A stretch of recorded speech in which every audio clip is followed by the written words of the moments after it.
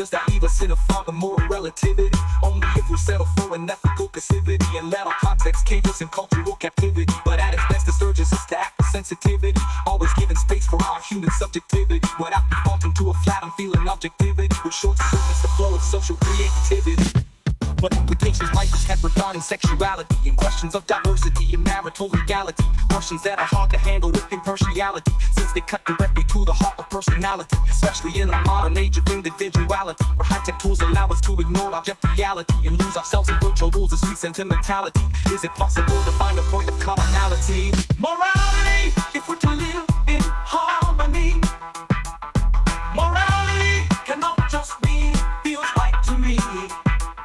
Because ultimately the things that I do also affect you.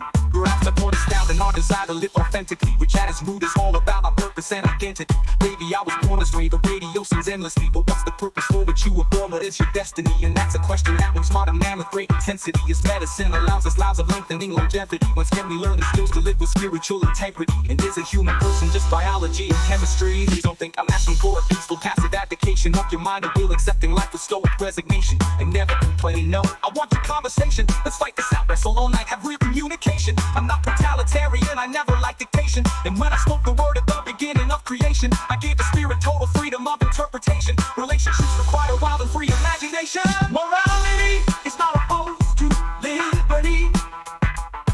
Morality is what we need if we are to be free. For I must trust you to treat me as you would if I were you.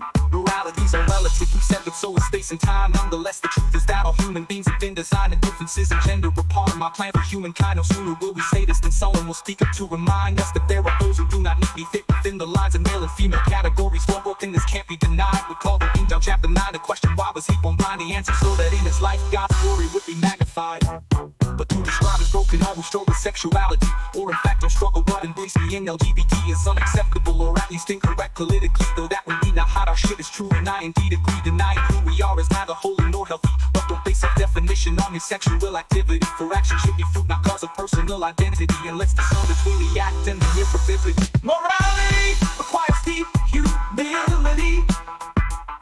Morality is not something you can achieve without God's grace empowering you to walk in love and truth.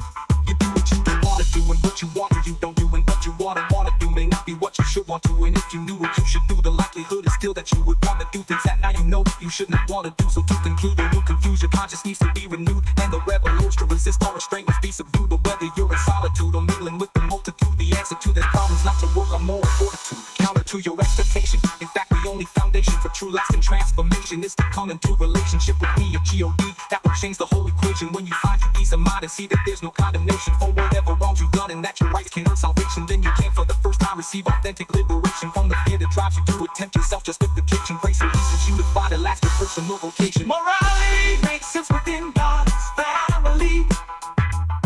Morality is life as God intended it to be. It's radiant light shining through everything that you do.